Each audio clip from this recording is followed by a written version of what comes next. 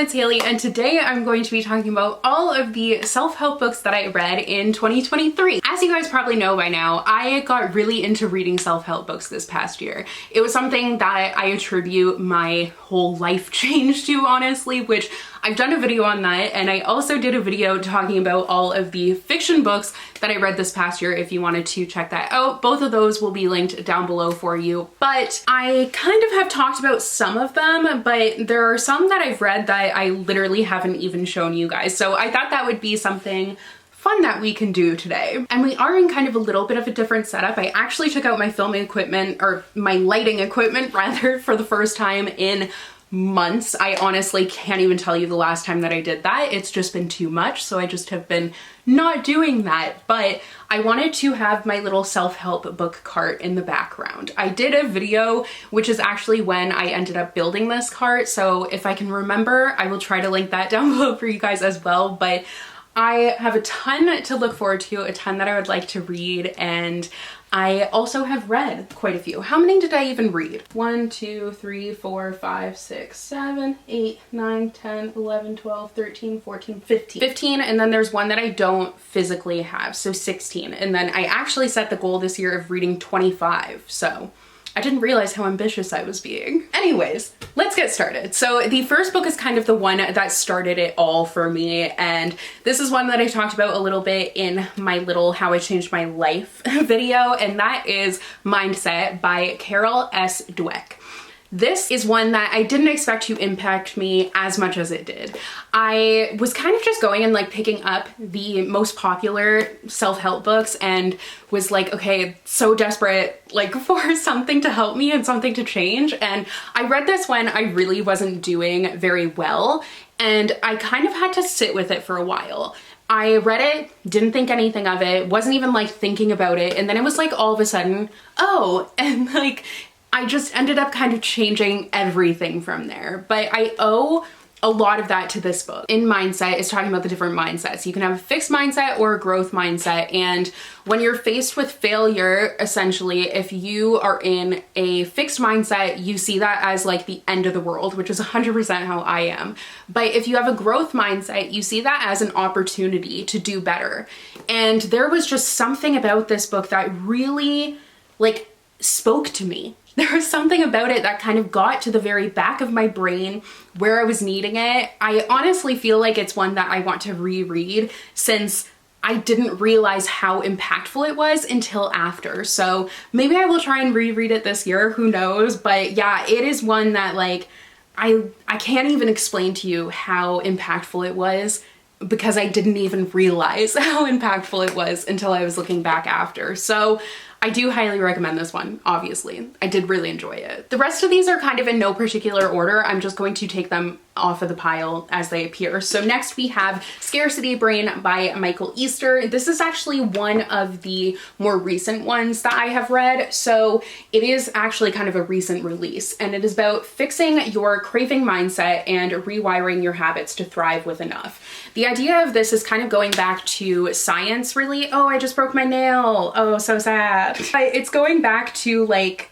when we were, you know, the primal days, I guess is how you could say it, and how you were always thinking with the scarcity mindset that now we have like carried into now where we have enough, or for the most part we have enough, as just kind of a generalization. But you still have that brain where you think that when you have something, like it's going to run out, I guess is the idea of it. I wasn't a big fan of this one, to be honest. I felt like it seemed like something I could really benefit from and utilize, but there was something about it. I don't know if I just need to reread it, because it did take me a very long time to read it, or listen to it rather. I listened to the audiobook, and the really annoying thing about the audiobook, and I don't know if it was intentionally annoying, but it had like a slot machine effect that would go off every now and again, and I just didn't understand why. Like, there was talks of a slot machine and kind of going into that in this book, but I just didn't get why we had the slot machine effect constantly, and I found it very jarring and it took me completely out of it. So yeah, I kind of had mixed feelings on this one. I'm curious to see if other people have felt the same, but I just wanted to like it more. Next is Stolen Focus by Johann Hari. This is one that I actually didn't expect to like, but I actually did end up liking. So it is Why You Can't Pay Attention and How to Think Deeply Again. I actually listened to the audiobook for this one when I was in California, and it was really ironic because it's talking about how people don't really focus on one thing. Like, obviously we are in an attention economy essentially, and you have things that are constantly pulling for your attention and all of that. And I forget exactly what I was talking about, but I was talking about like multitasking, how you never are doing one thing at a time. And while that was happening, I was like doing my nails, listening to the audiobook, eating, like I forget exactly what I was doing, but I was doing a million things, and I was like, yes, this is very accurate. But I found it to be very enlightening and a really interesting story. It brought up things that I had never thought about very much before and exposed me to new things that I feel like I should have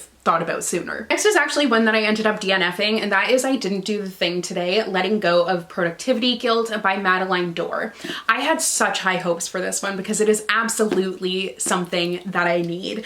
Productivity guilt is something that I struggle with all the time, and I'm sure you guys know that by now. I have a really hard time not feeling guilty when I'm just sitting and doing nothing. It's just an issue, something that I'm constantly working on.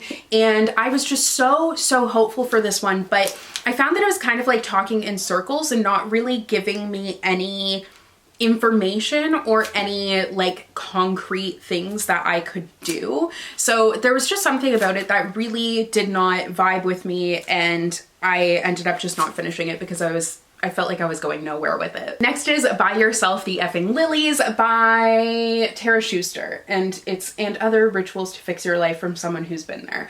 This is another one that I just kind of felt okay about. Like, I feel like this was kind of going with the Subtle Art of Not Giving an F that came out a few years ago. Then there were all these books that had swear words in it and everything, and it just kind of started this whole thing. And I think this was kind of feeding off of that. And I'm not saying that they're not good. Like, I personally haven't read them. I think there's also The Secret to Being a Badass. I can't remember, but there were just so many that came out at the same time, and it just seemed like a gimmicky thing, but I will probably read some of them. But for some reason I picked this one up. I think it's because it seemed like a good story for like loving and caring for yourself and buying yourself the lilies. Like, I liked the idea of that. But I found it was more so like a story about the author, and it was more memoir than I was personally wanting. So it's not that I didn't take anything from it. I just felt like a lot of the things were things that I had heard before. Some things I didn't necessarily like agree with.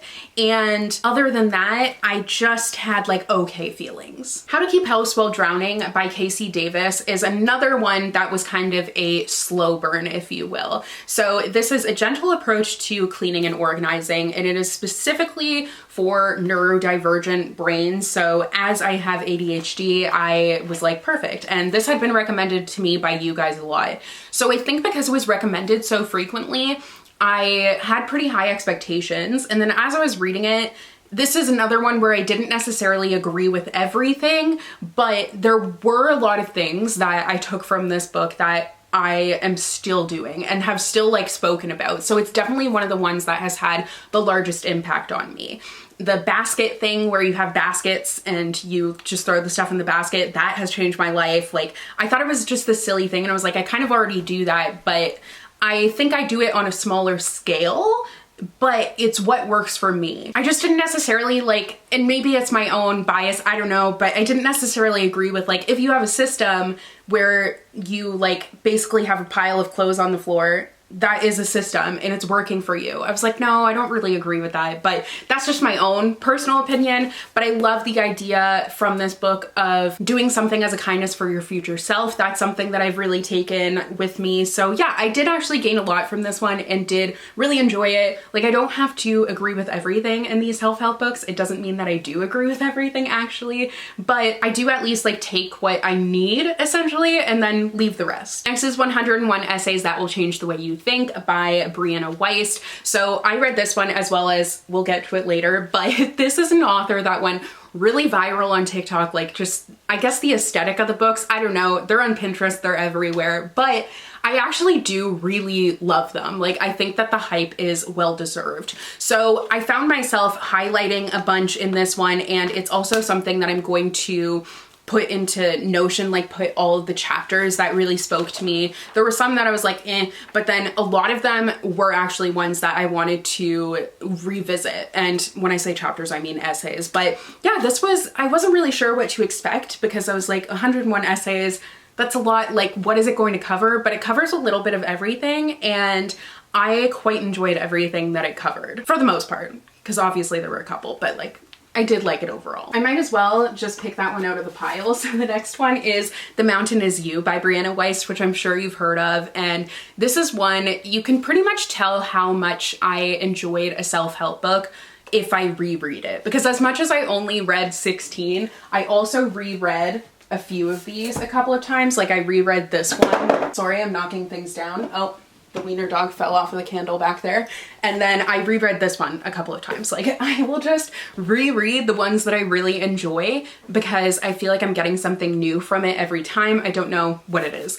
So this is one that very much spoke to me because I think that self-sabotage was something that I never really thought of myself doing, but it is absolutely something that I do. And it's one that I'm kind of thinking I need to reread soon again because I still am struggling with it, and I just want to make sure that I get like the full message from it. So you might see me rereading this one soon, but yeah, I did obviously really enjoy it. I think I may have unhauled it. I can't see it on my cart anywhere, but I also did try reading The Power of Now by Eckhart Tolle, and I ended up DNFing that one. I know it's very popular. A lot of people really love that one, and I have been on this spiritual journey of sorts, but that one was just a little bit too much for me. And I also didn't like the audiobook. That was another thing. What is it with these self-help audiobooks? They add like these little sounds. Like this one added like a ding every now and again, and I was like, please stop. Like I could not stand it, but I wasn't really enjoying the message enough to continue with like actually physically reading it.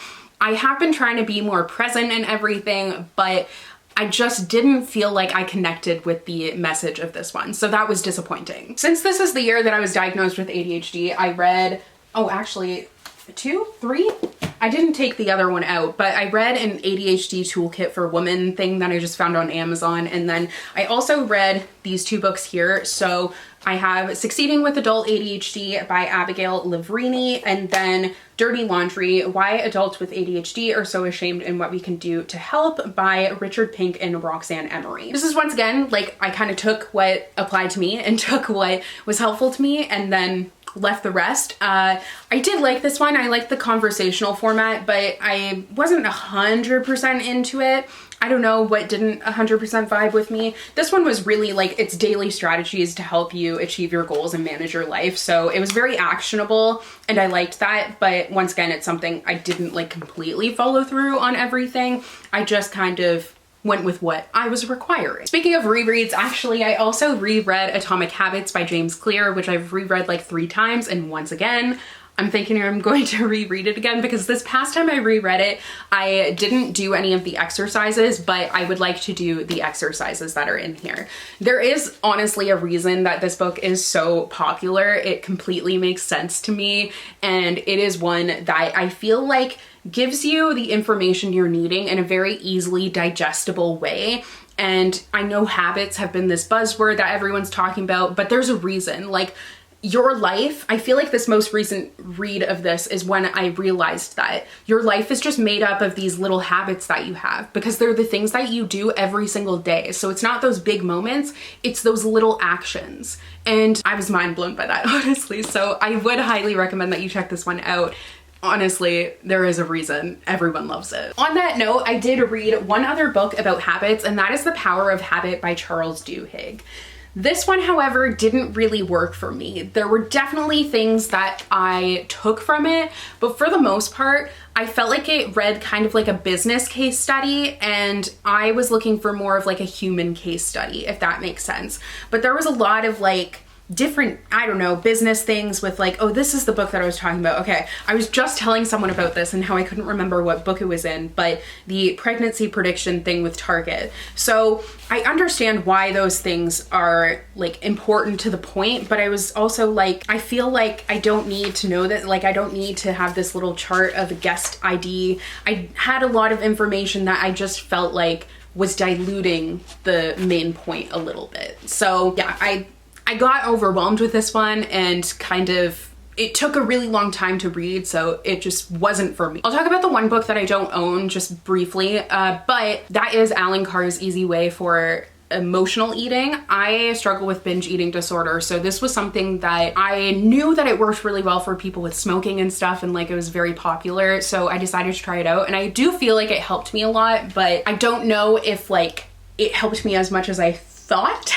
now, but it definitely has changed like my thought process and perspective on things. So I think it was helpful. I think I was just also expecting it to be this magic fix because that's how people were kind of referring to the Easy Way stuff. I have 3 more books here. So we have Burnout, which is The Secret to Unlocking the Stress Cycle by Emily Nagoski and Amelia Nagoski. I was not really a big fan of this one. I'm realizing as I'm talking about the self-help books that I have quite a few that I didn't really enjoy all that much, but it feels like it was such this like big, great thing that happened. But I mean, I did still take something from the ones that I didn't like. So I think one of the main issues with this one was once again an audiobook thing, where I was listening to the audiobook and like every now and again, and I'm not disagreeing with this, but every now and again they would be like, ugh, patriarchy. Every time they would say patriarchy, and it was just really, really, really irritating because I was like, okay, it's funny the first time, haha the second time, you don't need to say it like 10 times in a row. It just annoyed me and grated on my nerves, so then I couldn't finish with it. I'm not disagreeing with the statement. However, I just didn't need like to be hammered over the head with it. But I did like that this was focused on a female perspective on things, on how stress affects women in particular, and I did definitely take some things from this because it's also kind of similar to Scarcity Brain, where it's going back to like your primal instincts and how stress, you get this fight or flight thing. So that was really interesting to read about. Then the last one that I didn't really like, the other one I did like, but that is The Gifts of Imperfection by Brene Brown. I'm really disappointed that I didn't like this one, to be entirely honest. I have quite a few Brene Brown books on my self-help TBR, so hopefully the other ones will be more effective for me, but I actually watched the Netflix special first, I'm pretty sure, and I really enjoyed it. Like, I connected with Brene Brown. I thought it was great. And then I read this and I was like, oh, I just feel like it's nothing, like it's fine. But maybe if I had read it sooner, it would have been that one book that changed everything. But all of it was kind of things that I felt like I had heard before. And like, it's not a bad book, but it just wasn't what I was expecting. I know Brene Brown is very popular, has so many books and people love her. And like, I also really like her from that Netflix special that I've seen, but I was like, maybe the books aren't like for me. I don't know. I am going to give the other ones a go, but yeah, unfortunately this one I wasn't a huge fan of. And finally we have The 5 a.m. Club by Robin Sharma.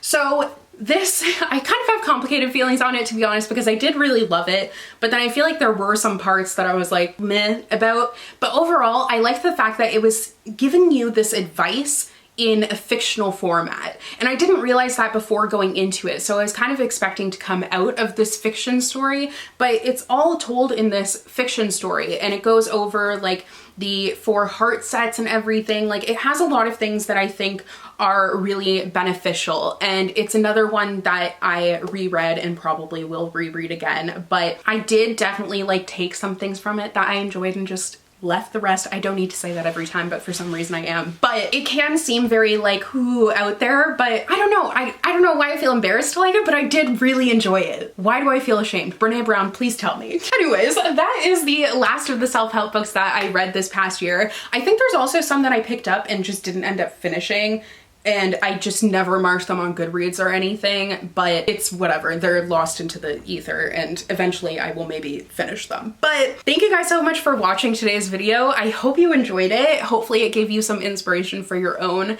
self-help TBR. But if you have any that you would recommend to me, please let me know, because I'm always looking for new ones to add to this little cart right here. I'm definitely going to get through these first, but whenever one of you says that like one of these is really good, it always makes me want to read it right away. But now I need to go and chop off the rest of my nail because it's bugging me so much. But yeah, hope you enjoyed, and I will see you in another new video very soon. Bye!